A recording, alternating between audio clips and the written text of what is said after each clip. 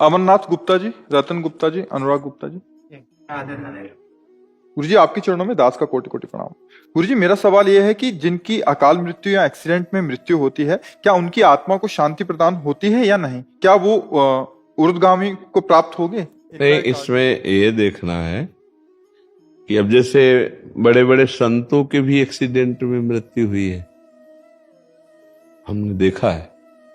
पूज्य बक्सर के मामा जी नाम के बहुत बड़े संत थे, तो जा रहे थे कथा करने, बरसाने पहले दर्शन किए श्री जी के, सामने से एक ट्रक ने ऐसी तो बस राधा पधार गए। तो अब इनकी कोई आत्मा को अशांति थोड़ी है, तो भगवान के पार्षद है, भगवान में गए, समझ गए। अब जो पापाचरण कर रहा है तो शरीर छूटने के बाद उसको वैसी गति मिलेगी। खास बात मृत्यु कैसे हुई इससे मतलब नहीं है, खास बात है उसने जीवन कैसा व्यतीत किया, इससे है। जैसे पूज्यपाद श्री उड़िया बाबा जी महाराज, इतने बड़े सिद्ध संत, और अंतिम दशा होती कि गड़ासा से नहीं, वो एक पागल आदमी, विकसित आदमी, कई गड़ा से ऐसे, और उससे तो अब क्या अधोगति होगी क्या? अरे वो तो जीते जी ब्रह्म पद प्राप्त महापुरुष है, समझ रहे ना। मृत्यु की घटना से किसी के परिणाम को नहीं जोड़ा जा सकता, उसके जीवन से परिणाम को जोड़ा जाता है। उसका जीवन कैसा था? मानो जैसे परीक्षित जी का सर्प काटने से मृत्यु हुई, तो उनकी दुर्गति थोड़ी हुई, तो सीधे परम पद में गए। क्यों? जीवन भगवान में था, भजन में जीवन था। अब जैसे कोई बहुत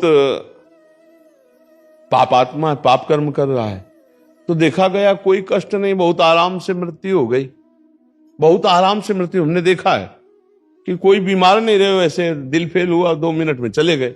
एक आदमी पाप करता है, जुकाम नहीं होता है, खूब चौड़ी छाती करके खूब घूम रहा है। एक आदमी बड़े धर्म से भजन कर रहा है और जीवन उसका बड़ा दुख में देखा गया। अब इसी रहस्य को जानना है। वो पाप कर्म कर रहा है तो उसके पुण्य खर्चा हो रहे हैं, सिद्धांत है। अब जब पूर्व पाप और ये पाप जुड़ेगा तो उसकी दुर्गति हो जाएगी। अब इनका अंतिम जन्म है, तो इनके जितने पापों सब भुगता दिए जाते हैं।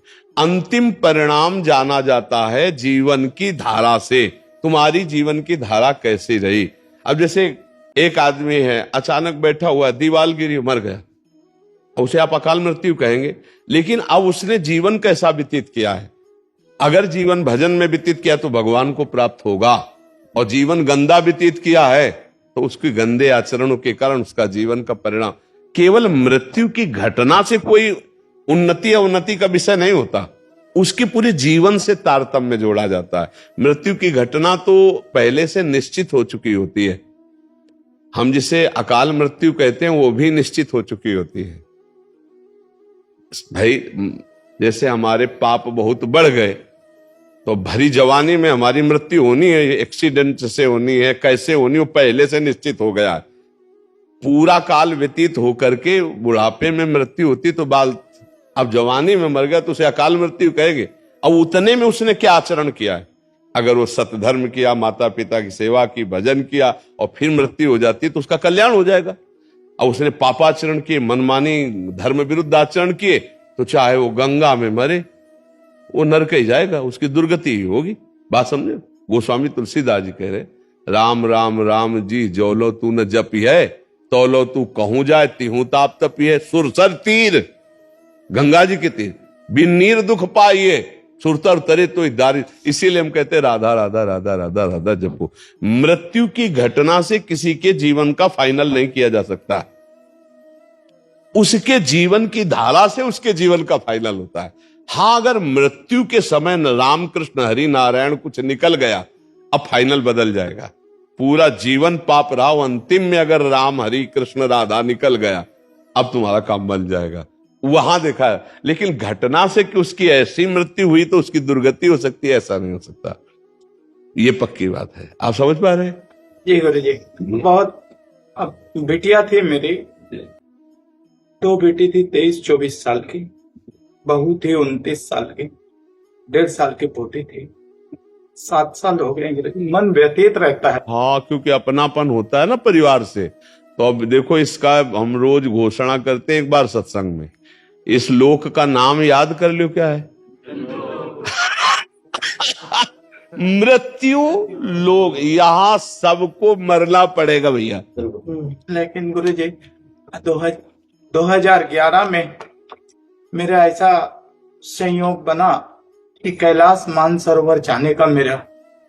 तो मेरी बिटिया जो है बोलती पापा आप जाओ कैलाश मानसरोवर, देखो मैं दुकान संभालूंगी। हमारा केवल वो व्यवहार में बहुत आगे बढ़ना होता है। हमारा केवल इतना कहना है कि देखो जिस समय, जिस सेकंड में, जिस मिनट में जहां मृत्यु हमारी होनी है वहां होनी है।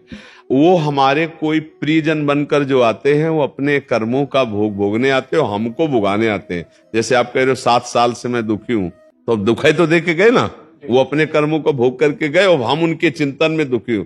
अध्यात्म यही बल देता है कि उनके चिंतन को त्यागो, हरि चिंतन में लगो। ये ठगबाजी करने के लिए माया सब चरित्र रचती, न तो कोई तुम्हारा पुत्र है न कोई तुम्हारी पुत्री, एक सच्चिदानंद भगवान ही ये नाटक कर रहे। अब अपने को संभाल लो और खूब नाम जप करो और किसी के प्रति रो मत, अब प्रभु के लिए रो। हे नाथ अब तो कृपा कर लो, ये मेरा जन्म अब आपकी प्राप्ति के लिए हो जाए। हाँ, कोई तुम्हारा नहीं। देखो हम एक तुमको कथा सुनाते हैं। एक चित्रकेतु नाम के राजा, भागवत में कथा आती है। चित्रकेतु नाम के राजा थे, उनकी बहुत सी रानियां थी और एक भी पुत्र नहीं थे, तो वो बहुत उदास रहते थे। तो देवर्षि नारद जी और अंगिरा जी, भागवत की कथा है, देवर्षि नारद जी अंगिरा जी गए, उनको समझाने ही गए थे कि तुम धर्मात्मा राजा हो, उदास मत हो पुत्र के लिए। तो उन्होंने जाकर के जब समझाने की कोशिश की तो उन्होंने कहा हमको इस समय ज्ञान नहीं, हमें पुत्र चाहिए, यदि हम पर कृपा करने आए हो तो हमें पुत्र दो। तो उनका पुत्र तो सुख तो तुम्हारे भाग्य में है नहीं, पर तुम हठ कर रहे हो तो मैं तुम्हें पुत्र देता हूं, पर हर्ष और शोक दोनों की प्राप्ति होगी। अब वो ये नहीं समझ पाए कि हर्ष और शोक दोनों की प्राप्ति होगी, पुत्र देता हूं, इस बात पर उनकी बुद्धि टिक गई। बड़ी रानी कृतद्युति नाम था, उनके पुत्र हुआ। अब तो क्या आनंद, चक्रवर्ती राजा थे, हर समय रानी के महल में जाना। तो और जितनी थी रानियां सबको जलन हुई। उन्होंने कहा बहन जब से कृतद्युति के पुत्र हुआ राजा हम लोगों की तरफ देखते ही नहीं है। तो बोले हम लोगों के मिलन में बाधक कौन है? बोले लड़का ही है। तो बोले क्या करें? बोले जहर दे दो। तो धाय मां को अपने पक्ष में मिलाया और जहर चटवा दिया, राजकुमार मर गया। जी ही राजा के पास खबर गई कि राजकुमार मर गया। कितनी मनौती के बाद तो हुआ था। अब वो रोते बिलखते आए, बहुत पैर पकड़ करके माथा बार बार जमीन में पटकने लगे। जब कोई धर्मात्मा दुखी होता है तो उसे संत संग दे दिया जाता है। जैसे आप आए हो ना, तो भगवान की कृपा से संग मिला है। जी गुरुदेव। अब मोई भा भरोसा हनुमंता, बिन हरि कृपा मिले नहीं संता। तो दुख का निवारण इससे। तो अंगिरा जी देवर्षि नारद जी पुनः आ गए और कहा राजन मैं तुम्हें यही बताया था कि हर्ष और शोक की प्राप्ति हुई। हर्ष हुआ पुत्र हुआ, शोक हुआ क्योंकि तुम्हारे भाग्य में पुत्र सुख नहीं है। तो उनका हमको उपदेश नहीं, मुझे पुत्र चाहिए। तो उनका तुम्हारे पुत्र की जीवात्मा को बुला दूं? तो उनका बुला दो। तो अब देवर्षि नारद जी तो सिद्ध मां आकर्षण किया तो यमपुरी से जो था वो आ गया जीवात्मा और आकाश में विराजमान है। देवर्षि नारद जी देख रहे, कहा देखो बच्चा तुम्हारे पिताजी कितना रो रहे हैं, तुम इस शरीर में आ जाओ, हम आदेश करते। तो उनका देवर्षि नारद जी ये केवल अपने स्वार्थ के लिए रो रहा है, ये कई बार हमारा बेटा बन चुका है, कई बार पत्नी बन चुका है, मैं किसी का बेटा नहीं हूं, मैं अपने कर्म का भोग इसके यहां भोगने आया था, मैं जा रहा हूं। जो ही सुना चित्रकेतु ने बोले बेटा बोल रहा है हमारा, बोले तुम्हारे बेटा की जीवात्मा बोल रही। उनका मोह दूर हो गया और फिर उन्होंने भजन करके भगवान को प्राप्त किया। तो भगवान ने तुम्हें मोह दूर करने के लिए भेजा है, तुम्हारा कोई नहीं है। हाँ भगवान ने लीला करके आए थे, अब खूब नाम जप करो, मस्त रहो, चिंता मत करो, और तुमको भी जाना है। जय गुरु। ये बात जान लो कि तुमको भी जाना, तो जाने की तैयारी। जो चले गए उनके विषय में क्या खो, उनकी तो ट्रेन छूट गई, तुम्हारी न छूट जाए, इसलिए तुम पहले अपनी बेग भर लो। राधा राधा राधा राधा, कबीरा सब जग निर्धना, धनवंता नहीं कोई, धनवंता सोई जानिए जाके राम नाम धन होए। खूब नाम जमा कर ले, लोक पर लोक में बहुत आनंद रहेगा। परम धन राधा नाम आधार, राधा राधा राधा, जहां जाओगे चकाचक आनंद रहेगा। अब यही का बैंक बैलेंस किया। ये देश ऐसा है कि कपड़ा तक उतरा लिए जाते हैं, मतलब शरीर कपड़ा है ना आत्मा का, ये भी आग लगा दिया जाता है। अब केवल जीवात्मा पर कर्म को लेके जाता है। कर्म हमारे हमको बहुत दुख देंगे, देख लो। ऐसे ऐसे कर्म कियो, सब लोग बैठे हो, अगर आप ऐसे निर्णय पूछा जाए कि ऐसे कर्म करने वाले को क्या दंड मिलेगा, तो आप क्या उत्तर देंगे? खुद देख लीजिए। जो आप कर्म किए हो और अपने को क्षमा कर दिए हो, वही कर्म आप एकांत में डायरी में लिखो और फिर सोचो कि अगर मुझे निर्णायक बनाया जाए इन्हीं कर्मों का दंड देने के लिए, तो हम क्या दंड देंगे? वो कर्म सब तुम्हारे सुरक्षित हैं दंड देने के लिए, जिनका तुम्हें दंड नहीं मिला। तो राधा राधा राधा राधा भगवान को पुकारो तो कह रहे हम सर्व पापेभ्यो मोक्षयिष्यामि मा शुचा, मैं तुम्हें समस्त पापों से मुक्त कर दूंगा। तो अभी समय है, अभी राधा राधा राधा राधा कृष्ण कृष्ण हरि हरि, अभी अपना कल्याण कर लो, रो पीटो मत। यहां जो जितने समय के लिए आता है उतने समय के बाद चला जाता है, कोई गर्भ से चला जाता है। एक आए थे परिवार के, उनका 6 वर्ष का अकेला लड़का, 6 वर्ष का लड़का हमारा मार दिया भगवान ने। हम कहा भाई अगर हमारी बात समझ में आवे तो भगवान ने नहीं मारा। वो जीव अपने कर्म से केवल 6 वर्ष के लिए भारत भूमि में मनुष्य रूप में आया, अब वो चला गया। तो आपका भी कर्म है कि अब आप दुख भोग रहे हो उसके वियोग में। नाम जप करो, भगवान को कोसो मत। जो जितने मिनट के लिए आया उतने मिनट ही रहेगा। अगर रोकने की बात होती तो भगवान जी दशरथ जी को मरने नहीं देते। हुआ ना दशरथ जी का मरण, जटायु भगवान के हाथ में ही शरीर छोड़ रहा है कि नहीं छोड़ रहा है? इससे हमारी बात ये समझो, सुनो भरत भावी प्रबल बिलख कहो मुनिनाथ, हानि लाभ जीवन मरण जस अपजस विद्या। खूब राधा राधा जपो, मस्त रहो और तैयारी करो चलने की। ये रहने वाला देश नहीं है, हर चीज यहां की छुड़ा ली जाएगी।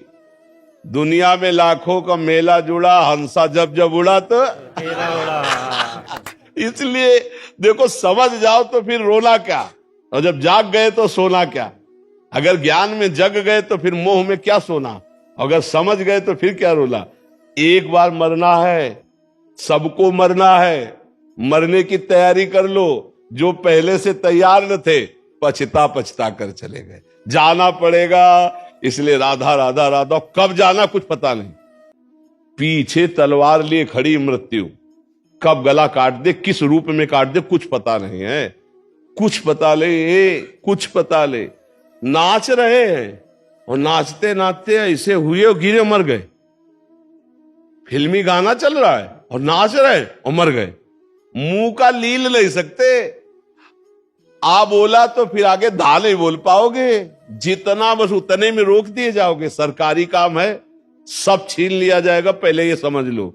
तुम्हारा यहां कुछ नहीं रहेगा। स्त्री पुत्र परिवार मकान दुकान बैंक बैलेंस सब छीन लिया जाएगा, तुम्हारा शरीर छीन लिया जाएगा। तुमको अकेला यहां से जाना होगा। तुम्हारे पास होगा तो तुम्हारे कर्मों की पोटरी होगी, धर्म और अधर्म जो किया है, और इन दोनों पोटरियों को आग लगाना हो तो नाम जप करो, राधा राधा राधा राधा राधा। बढ़िया चकाचक व्यवस्था होगी, मरने में भय नहीं लगेगा और भगवान के समीप जाकर आनंद भोगोगे। जैसे भारत में आनंद ले रहे हो, ऐसे भगवान के दिव्य धाम में तुम्हारे लिए हर व्यवस्था होगी। अलग महल होगा, बढ़िया भोजन व्यवस्था बढ़िया, मरना है नहीं। ठाकुर जी का भोग मिलता है वहां धाम में, प्रियालाल के साथ खेलने को मिलता है और परम सुख प्राप्त होता है। मरने का भय नहीं, आना जाना नहीं, बुढ़ापा नहीं। खूब मीठा खाओ, शुगर नहीं होगी। हाँ, high blood pressure low blood pressure नहीं होगा भगवान के धाम में। इसलिए हम सब तैयारी करें भगवान के धाम में जाने की। नाम जप करें, खूब नाम जप से आनंद आएगा। आज से रोना छोड़ दो, बंद कर दिया। हाँ बिल्कुल, नाम जप, हाँ नाम जप करो। हम जो कह रहे हो तुम्हारे को परम मंगल में बात कह रहे हैं, नाम जप करो। इसीलिए संतों के मार्ग में आके मैं हमारी पत्नी को मैं एजे वो जी कहना 7 साल से छोड़ दिया हूँ। हरिओम के नाम से पुकारता हूँ। बहुत बढ़िया। वो आपको क्या कहती है? वो भी हरिओम ही। अच्छा, बोले हरिओम तो बोले हरिओम है। ये बहुत बढ़िया, ये बहुत बढ़िया, नहीं बहुत बढ़िया, नहीं अच्छा ठीक है। अपने यहाँ भी बुलाते राधे तो बोले राधे, ऐसे बात करते ना। श्री हरिवंश तो कहेगा हाँ श्री हरिवंश, अपने भी ऐसे ही बात करना थी। ठीक है।